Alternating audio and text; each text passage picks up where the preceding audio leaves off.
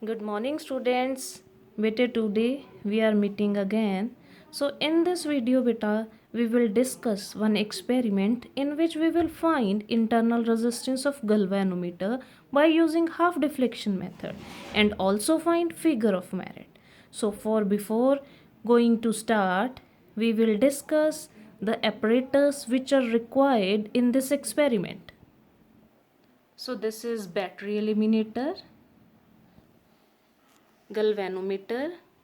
ਬੇਟਾ ਜੋ ਇਹ ਗਲਵੈਨੋਮੀਟਰ ਹੈ ਵੈਸਟਰਨ ਟਾਈਪ ਗਲਵੈਨੋਮੀਟਰ ਹੈ ਜਿਸ ਦੇ ਇਨਸਾਈਡ ਕੀ ਹੁੰਦਾ ਹੈ ਹਾਰਸ ਸ਼ੂ ਮੈਗਨੇਟ ਦੇ ਇਨਸਾਈਡ ਬੇਟਾ ਇੱਕ ਕੋਇਲ ਹੈ ਜੋ ਰੋਟੇਟ ਕਰਦੀ ਹੈ which will provide radial magnetic field ਜਿਸ ਦੇ ਨਾਲ ਬੇਟਾ ਇਸ ਨੀਡਲ ਨੂੰ ਅਟੈਚ ਕੀਤਾ ਜਾਂਦਾ ਹੈ ਔਰ ਇਸ ਦੇ ਨਾਲ ਜੋ ਡਿਫਲੈਕਸ਼ਨ ਹੈ ਗਲਵੈਨੋਮੀਟਰ ਦੇ ਵਿੱਚ ਉਹ ਸ਼ੋ ਹੁੰਦੀ ਹੈ। ਨੈਕਸਟ ਬੇਟੇ 1 ਵੇ 2 ਕੀਜ਼ ਸਾਨੂੰ ਚਾਹੀਦੀਆਂ ਨੇ, copper virus and two resistance box. One is of high resistance and second one is low resistance box. So these are the material which we are required for this experiment. So now beta, let's start. So now beta, we are going to start this experiment. So firstly beta, we will read the aim. So aim is to find the internal resistance of galvanometer by using half deflection method and also find the figure of merit. So ਬੇਟਾ ਆਪਾਂ ਇਸ experiment ਦੇ ਵਿੱਚ ਕੀ ਕਰਨਾ ਹੈ galvanometer ਦੀ internal resistance ਨੂੰ find ਕਰਨਾ ਹੈ ਕਿਸ ਮੈਥਡ ਦੇ ਨਾਲ ਹਾਫ ਡਿਫਲੈਕਸ਼ਨ ਮੈਥਡ ਦੇ ਨਾਲ ਔਰ ਆਪਾਂ ਇਸ ਦੇ ਨਾਲ ਹੀ ਇੱਕ ਹੋਰ ਚੀਜ਼ ਨੂੰ ਫਾਈਂਡ ਆਊਟ ਕਰਨਾ ਹੈ ਉਹ ਹੈ ਫਿਗਰ ਆਫ ਮੈਰਿਟ। ਤਾਂ ਬੇਟੇ ਇੰਟਰਨਲ ਰੈਜ਼ਿਸਟੈਂਸ ਤਾਂ ਸਭ ਨੂੰ ਪਤਾ ਹੀ ਹੋਊਗਾ ਕਿ ਗਲਵੈਨੋਮੀਟਰ ਦੀ ਜੋ ਇੰਟਰਨਲ ਰੈਜ਼ਿਸਟੈਂਸ ਹੈ ਉਸ ਨੂੰ ਫਾਈਂਡ ਕਰਨਾ ਹੈ ਮੈਥਡ ਹੈਗਾ ਹਾਫ ਡਿਫਲੈਕਸ਼ਨ। ਨੈਕਸਟ ਹੈਗਾ ਬੇਟੇ ਫਿਗਰ ਆਫ ਮੈਰਿਟ ਤਾਂ ਸਾਨੂੰ ਪਤਾ ਹੋਣਾ ਚਾਹੀਦਾ ਕਿ ਫਿਗਰ ਆਫ ਮੈਰਿਟ ਕੀ ਚੀਜ਼ ਹੈ। ਤਾਂ ਬੇਟੇ ਫਿਗਰ ਆਫ ਮੈਰਿਟ ਕੀ ਹੈ ਗਲਵੈਨੋਮੀਟਰ ਦੀ 1 ਡਿਫਲੈਕਸ਼ਨ ਦੀ ਵੈਲਿਊ ਨੂੰ ਆਪਾਂ ਕੀ ਬੋਲਦੇ ਹਾਂ ਫਿਗਰ ਆਫ ਮੈਰਿਟ ਬੋਲਦੇ ਹਾਂ। ਤਾਂ ਬੇਟਾ ਇਸ ਦੇ ਵਿੱਚ ਕੁਛ ਨਹੀਂ ਹੈ ਕੋਈ ਚੀਜ਼ ਫਿਗਰ ਆਫ ਮੈਰਿਟ ਕੋਈ ਡਿਫੀਕਲਟ ਚੀਜ਼ ਨਹੀਂ ਹੈ। ਜਿਵੇਂ ਬੇਟੇ ਤੁਸੀਂ +1 ਦੇ ਵਿੱਚ ਆਪਾਂ ਲੀਸਟ ਕਾਊਂਟ ਫਾਈਂਡ ਆਊਟ ਕਰਦੇ ਸੀ ਵਰਨੀਅਰ ਕੈਲੀਪਰ ਦਾ ਸਕਰਿਊ ਗੇਜ ਦਾ ਇਨ ਦਾ ਸੇਮ ਮੈਨਰ ਬੇਟਾ ਜੋ ਗਲਵੈਨੋਮੀਟਰ ਹੈ ਉਸ ਦੀ ਇੱਕ ਲੀਸਟ ਕਾਊਂਟ ਆਪਾਂ ਬੋਲ ਸਕਦੇ ਕਿ ਇੱਕ ਲੀਸਟ ਕਾਊਂਟ ਦੀ ਵੈਲਿਊ ਹੈ ਜੋ ਉਸਨੂੰ ਆਪਾਂ ਫਿਗਰ ਆਫ ਮੈਰਿਟ ਬੋਲਦੇ ਹਾਂ। ਤਾਂ 1 ਡਿਫਲੈਕਸ਼ਨ ਦੀ ਵੈਲਿਊ ਨੂੰ ਆਪਾਂ ਕੀ ਬੋਲਦੇ ਹਾਂ ਰਾਜੇ ਫਿਗਰ ਆਫ ਮੈਰਿਟ। ਤਾਂ ਆਪਾਂ ਇਸ ਐਕਸਪੈਰੀਮੈਂਟ ਦੇ ਵਿੱਚ ਇਹਨਾਂ ਦੋਨਾਂ ਚੀਜ਼ਾਂ ਨੂੰ ਫਾਈਂਡ ਕਰਨਾ ਹੈ। ਸੋ ਫਸਟਲੀ ਆਪਾਂ ਬੇਟਾ ਦੇਖਦੇ ਹਾਂ circuit diagram for the finding the internal resistance of galvanometer. ਤਾਂ ਬੇਟੇ ਇਹ ਸਰਕਿਟ ਹੈ ਜੋ ਕਿ ਬਹੁਤ ਈਜ਼ੀ ਸਰਕਿਟ ਹੈ। ਤਾਂ ਆਪਾਂ ਸਰਕਿਟ ਨੂੰ ਪਹਿਲਾਂ ਸਟੱਡੀ ਕਰਦੇ ਹਾਂ ਬੇਟਾ ਈ ਕੀ ਹੈ ਸਾਡਾ ਇੱਥੇ ਬੈਟਰੀ ਹੈ ਬੈਟਰੀ ਇਲੀਮੀਨੇਟਰ ਹੈ ਜਿਸ ਨੂੰ ਆਪਾਂ ਯੂਜ਼ ਕਰਾਂਗੇ। ਉਸ ਦਾ ਵਨ ਐਂਡ ਕੀ ਹੈ ਬੇਟੇ ਕੀ ਦੇ ਨਾਲ ਹੈ ਕੀ ਦਾ ਅਨਦਰ ਐਂਡ ਕੀ ਹੈ attach to the further galvanometer ਹੈ। In the same manner positive terminal of the battery is attached to the one end or one terminal of the resistance box. Other terminal of resistance box is attached to the galvanometer. Clear? ਸੋ ਬੇਟਾ ਜੋ ਇੱਥੇ ਆਪਾਂ resistance box ਨੂੰ use ਕਰ ਰਹੇ ਹਾਂ ਉਹ ਆਪਾਂ ਕੀ ਕਰਨਾ ਹੈ ਬੇਟੇ ਹਾਈ ਰੈਜ਼ਿਸਟੈਂਸ ਬਾਕਸ ਯੂਜ਼ ਕਰਨਾ ਹੈ ਜਿਹੜਾ ਕਿ ਆਪਣੇ ਕੋਲ ਇਸ ਸਰਕਿਟ ਦੇ ਵਿੱਚ ਸੀਰੀਜ਼ ਦੇ ਵਿੱਚ ਅਟੈਚ ਹੋਇਆ ਹੋਇਆ ਹੈ। ਇਨ ਦਾ ਸੇਮ ਮੈਨਰ ਬੇਟੇ ਆਪਾਂ ਇੱਕ ਰੈਜ਼ਿਸਟੈਂਸ ਲੋ ਰੈਜ਼ਿਸਟੈਂਸ ਬਾਕਸ ਹੋਰ ਲਵਾਂਗੇ ਜਿਸ ਨੂੰ ਆਪਾਂ ਪੈਰਲਰ ਦੇ ਵਿੱਚ ਅਟੈਚ ਕਰਾਂਗੇ ਵਿਦ ਦ ਗਲਵੈਨੋਮੀਟਰ। ਤਾਂ ਬੇਟੇ one end of the galvanometer attached to the key and other terminal of the key is attached to the one terminal of resistance box and other terminal of resistance box is further attached to the galvanometer. In this manner beta by using this circuit diagram we will connect all the apparatus which are shown in the figure.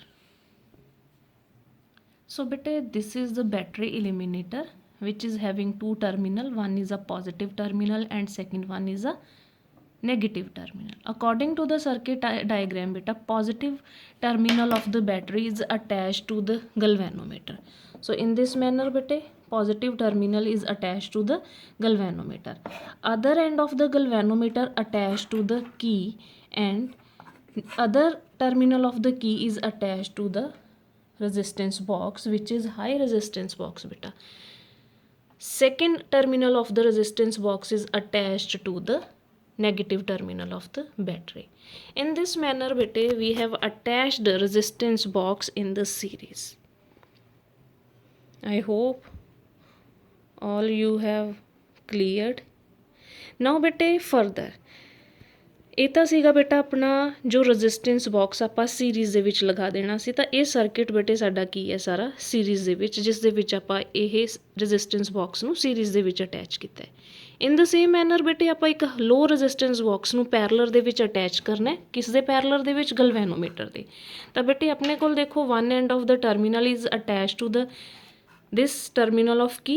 Further, second terminal of the key is attached to the low resistance box and other terminal of the resistance box is attached to the galvanometer. In this manner beta, this resistance box is attached with the parallel to the galvanometer. I hope it all have clear to all of you. So in this manner beta, whole circuit diagram is set up. Now beta, we will take readings. ਬੇਟੇ readings ਲੈਣ ਤੋਂ ਪਹਿਲਾਂ ਆਪਾਂ ਇਸ battery eliminator ਤੋਂ ਬੇਟੇ ਇਸ ਨੂੰ ਔਨ ਕੀਤਾ, ਠੀਕ ਹੈ। ਔਰ ਇਸ ਨੂੰ ਆਪਾਂ ਬੇਟਾ ਔਨ ਕਰਨ ਤੋਂ ਬਾਅਦ ਸਭ ਤੋਂ ਫਸਟ ਜੋ ਰੀਡਿੰਗ ਹੈ ਆਪਾਂ ਕੀ ਕਰਨਾ ਬੇਟੇ, ਜੋ ਆਪਾਂ ਸੀਰੀਜ਼ ਦੇ ਵਿੱਚ ਰੈਜ਼ਿਸਟੈਂਸ ਨੂੰ ਇੰਟਰੋਡਿਊਸ ਕੀਤਾ ਸੀ ਹਾਈ ਰੈਜ਼ਿਸਟੈਂਸ ਬਾਕਸ ਨੂੰ, ਉਸ ਦੇ ਵਿੱਚੋਂ ਆਪਾਂ ਇੱਕ ਹਾਈ ਰੈਜ਼ਿਸਟੈਂਸ ਨੂੰ ਆਊਟ ਕਰਨਾ ਹੈ। ਆਫਟਰ ਦੈਟ ਬੇਟੇ we will plug this key so that ਬੇਟੇ ਦਿਸ ਸਰਕਿਟ ਵਿਲ ਵਰਕ। ਤਾਂ ਉਸ ਦੇ ਨਾਲ ਕੀ ਹੋਊਗਾ ਰਾਜੇ, ਇਹ ਜੋ ਸਾਰਾ ਆਪਣਾ ਸੀਰੀਜ਼ ਵਾਲਾ ਸਰਕਿਟ ਸੀਗਾ ਇਹ ਆਪਣਾ ਕੀ ਹੋ ਜਾਊਗਾ ਬੇਟੇ, ਵਰਕਿੰਗ ਹੋ ਜਾਊਗਾ। ਉਸ ਤੋਂ ਬਾਅਦ ਆਪਾਂ ਕੀ ਕਰਾਂਗੇ ਬੇਟੇ, ਇਸ ਦੇ ਵਿੱਚ ਇੱਕ ਫੁੱਲ ਸਕੇਲ ਡਿਫਲੈਕਸ਼ਨ ਗਲਵੈਨੋਮੀਟਰ ਦੇ ਵਿੱਚ ਦੇਖਾਂਗੇ। Means even number of deflection like 10 ਹੋ ਗਿਆ, 24 ਹੋ ਗਿਆ, ਸੋ ਦੈਟ ਜਦੋਂ ਆਪਾਂ ਹਾਫ ਡਿਫਲੈਕਸ਼ਨ ਕਰੀਏ ਤਾਂ ਉਹ ਈਜ਼ਲੀ ਸਾਡੇ ਕੋਲ ਹਾਫ ਹੋ ਕੇ ਸਾਡੇ ਕੈਲਕੂਲੇਸ਼ਨਸ ਦੇ ਵਿੱਚ ਬੇਟਾ ਸਾਨੂੰ ਕੀ ਹੋ ਜੇ, ਆਸਾਨੀ ਹੋ ਜੇ ਅਤੇ ਉਹ ਸਾਡੀ ਰੀਡਿੰਗਸ ਜਿਹੜੀਆਂ ਨੇ ਬੜੀ ਸਿੰਪਲੀਸਿਟੀ ਦੇ ਨਾਲ ਅਸੀਂ ਉਹਨਾਂ ਨੂੰ ਸੋਲਵ ਕਰ ਪਾਈਏ। ਤਾਂ ਬੇਟੇ ਅਸੀਂ ਹੁਣ ਕੀ ਕੀਤਾ, ਇਸ ਦੇ ਵਿੱਚੋਂ ਇੱਕ ਹਾਈ ਰੈਜ਼ਿਸਟੈਂਸ ਨੂੰ ਆਊਟ ਕੀਤਾ ਬੇਟੇ। ਤਾਂ ਮੈਂ ਫਸਟਲੀ 3000 ਇੰਟਰੋਡਿਊਸ ਕੀਤਾ। ਆਫਟਰ ਦੈਟ ਬੇਟੇ ਮੈਂ ਕੀ ਨੂੰ ਬੇਟੇ ਪਲੱਗ ਇਨ ਕੀਤਾ ਔਰ ਦੇਖਿਆ ਕਿ ਜੋ ਸਾਡੀ ਡਿਫਲੈਕਸ਼ਨ ਸੀ ਬੇਟੇ ਉਸ ਨੂੰ ਨੋਟ ਕਰਨਾ ਸ਼ੁਰੂ ਕੀਤਾ।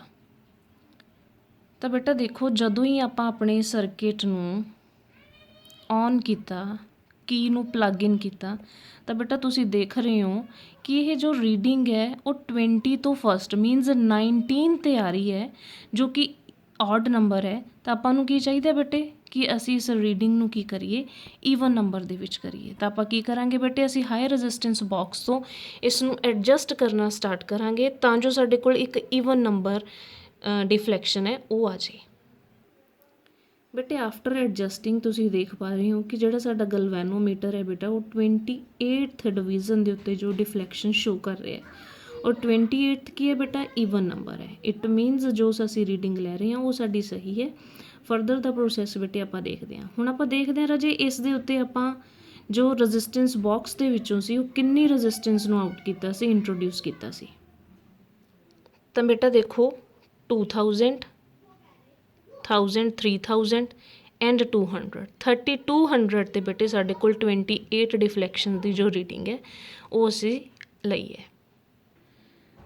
ਤਾਂ ਬੇਟੇ ਹੁਣ ਅਸੀਂ ਨੈਕਸਟ ਕੀ ਕਰਨਾ ਹੈ, ਜੋ ਸਾਡਾ ਪੈਰਲਰ ਦੇ ਵਿੱਚ ਰੈਜ਼ਿਸਟੈਂਸ ਬਾਕਸ ਅਸੀਂ ਲਗਾਇਆ ਸੀ ਉਸ ਕੀ ਨੂੰ ਬੇਟੇ ਇਨਸਰਟ ਕਰਾਂਗੇ ਔਰ ਇਸ ਪੈਰਲਰ ਰੈਜ਼ਿਸਟੈਂਸ ਬਾਕਸ ਦੇ ਵਿੱਚੋਂ ਬੇਟੇ ਕੀਜ਼ ਨੂੰ ਐਡਜਸਟ ਕਰਾਂਗੇ। ਮੀਨਸ ਅਸੀਂ ਕੀਜ਼ ਨੂੰ ਆਊਟ ਕਰਾਂਗੇ ਸੋ ਦੈਟ ਜੋ ਸਾਡੀ ਡਿਫਲੈਕਸ਼ਨ ਹੈ ਬੇਟੇ ਉਹ ਗਲਵੈਨੋਮੀਟਰਸ ਦੇ ਵਿੱਚ 14 ਦੇ ਉੱਤੇ ਆਵੇ। ਤਾਂ ਬੇਟੇ ਹਾਫ ਡਿਫਲੈਕਸ਼ਨ ਆਪਾਂ ਨੇਮ ਕਿਉਂ ਦਿੱਤਾ ਹੋਇਆ, ਇਸੇ ਵਜ੍ਹਾ ਕਰਕੇ ਸਾਡੇ ਇਸ ਐਕਸਪੈਰੀਮੈਂਟ ਔਰ ਇਸ ਮੈਥਡ ਦਾ ਨੇਮ ਕੀ ਹੈ, ਹਾਫ ਡਿਫਲੈਕਸ਼ਨ। ਕਿ ਜੋ ਸਾਡੀ ਅਰਲੀਅਰ ਡਿਫਲੈਕਸ਼ਨ ਸੀ ਉਸਦਾ ਹਾਫ ਕਰਕੇ ਬੇਟੇ ਅਸੀਂ ਇਸ ਟਾਈਪ ਦੇ ਨਾਲ ਇੰਟਰਨਲ ਰੈਜ਼ਿਸਟੈਂਸ ਦੀ ਵੈਲਿਊ ਨੂੰ ਫਾਈਂਡ ਕਰਦੇ ਹਾਂ। ਤਾਂ ਆਪਾਂ ਬੇਟੇ ਇਸ ਨੂੰ ਐਡਜਸਟ ਕਰਦੇ ਹਾਂ। ਤਾਂ ਬੇਟੇ ਤੁਸੀਂ ਦੇਖ ਪਾ ਰਹੇ ਹੋ ਕਿ ਜੋ ਸਾਡੀ ਰੀਡਿੰਗ ਹੈ ਉਹ 14 ਤੇ ਨਹੀਂ ਹੈ। ਤਾਂ ਹੁਣ ਦੇਖੋ 14 ਤੇ ਬੇਟੇ ਜੋ ਸਾਡੀ ਰੀਡਿੰਗ ਹੈ ਐਡਜਸਟ ਕਰਕੇ 14 ਤੇ ਆ ਰਹੀ ਹੈ। ਇਟ ਮੀਨਸ ਅਸੀਂ ਹਾਫ ਡਿਫਲੈਕਸ਼ਨ ਹੈ ਜੋ ਉਸ ਨੂੰ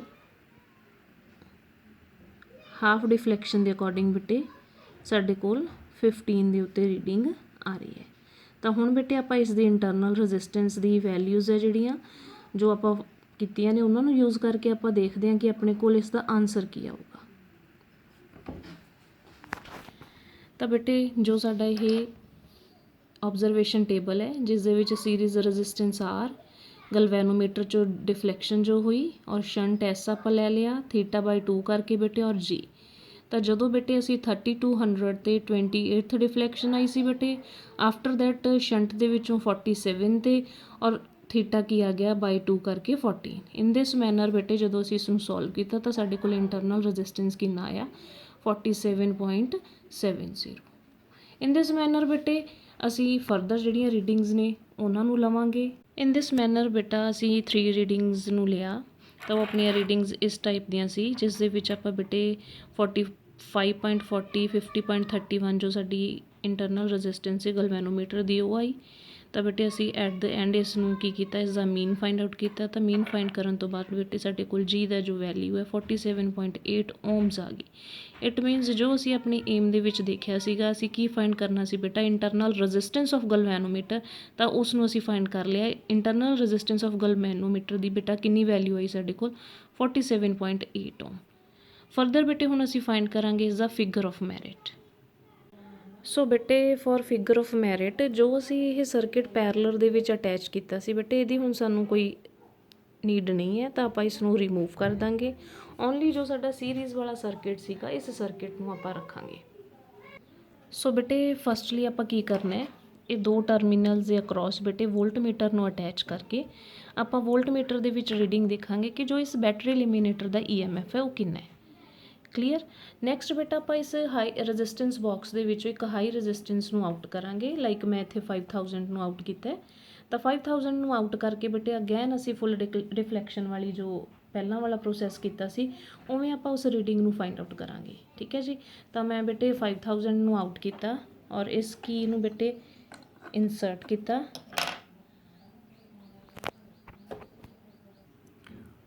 ਔਰ ਬੇਟੇ ਆਪਾਂ ਦੇਖਿਆ ਕਿ ਜੋ ਸਾਡੀ ਡਿਫਲੈਕਸ਼ਨ ਹੈ ਉਹ 20 ਤੇ ਸ਼ੋ ਹੋ ਰਹੀ ਹੈ। 5000 ਓਮ ਨੂੰ ਬੇਟੇ ਆਊਟ ਕੀਤਾ ਔਰ ਡਿਫਲੈਕਸ਼ਨ ਕਿੰਨੀ ਆਈ ਸਾਡੀ 20। ਤਾਂ ਬਾਈ ਯੂਜ਼ਿੰਗ ਦਿਸ ਬੇਟੇ ਆਪਾਂ ਆਪਣੇ ਫਿਗਰ ਆਫ ਮੈਰਿਟ ਨੂੰ ਫਾਈਂਡ ਆਊਟ ਕਰਾਂਗੇ। ਤਾਂ ਬੇਟੇ ਇਹ ਟੇਬਲ ਹੈ ਤੁਹਾਡਾ EMF of the battery, R resistance, theta deflection ਔਰ figure of merit by using this formula. ਤਾਂ ਬੇਟੇ ਜਦੋਂ ਅਸੀਂ ਚੈੱਕ ਕੀਤਾ ਸਾਡਾ ਜੋ EMF ਹੈ 2.5 ਸੀ, ਰੈਜ਼ਿਸਟੈਂਸ ਆਊਟ ਕੀਤੀ 5000 ਔਰ ਡਿਫਲੈਕਸ਼ਨ ਆਈ ਬੇਟੇ 20। ਤਾਂ ਸਾਡੀ ਜੋ ਫਿਗਰ ਆਫ ਮੈਰਿਟ ਹੈ ਬੇਟੇ ਉਹ ਇੰਨਾ ਆ ਗਿਆ ਐਂਪੀਅਰ ਪਰ division. In this manner bete we will take further 2 more readings and find the figure of merit। ਤਾਂ ਬੇਟੇ ਇਸ ਟਾਈਪ ਦੇ ਨਾਲ ਆਪਾਂ ਫਰਦਰ 2 ਰੀਡਿੰਗਸ ਲਈਆਂ 5 7.5 ਤੇ 15000 12000 ਕੋਰਸਪੋਂਡਿੰਗ ਰੀਡਿੰਗ। ਸੋ ਬੇਟਾ ਅਸੀਂ ਹੁਣ ਇਸ ਦਾ ਐਵਰੇਜ ਕਰ ਦਾਂਗੇ, ਐਵਰੇਜ ਕਰਕੇ ਸਾਡੇ ਕੋਲ ਫਿਗਰ ਆਫ ਮੈਰਿਟ ਆ ਜਾਊਗਾ। ਤਾਂ ਬੇਟੇ ਇਹ ਸੀਗਾ ਤੁਹਾਡਾ ਐਕਸਪੈਰੀਮੈਂਟ ਜਿਸ ਦੇ ਵਿੱਚ ਆਪਾਂ ਫਿਗਰ ਆਫ ਮੈਰਿਟ ਔਰ ਇੰਟਰਨਲ ਰੈਜ਼ਿਸਟੈਂਸ ਆਫ ਗਲਵੈਨੋਮੀਟਰ ਨੂੰ ਫਾਈਂਡ ਕਰਨਾ ਸੀ। ਤਾਂ ਇਹ ਬਹੁਤ ਈਜ਼ੀ ਐਕਸਪੈਰੀਮੈਂਟ ਸੀ ਬੇਟਾ। ਅਗਰ anyone having any query regarding this experiment then bete you can ask in the comment section। Thank you, have a nice day।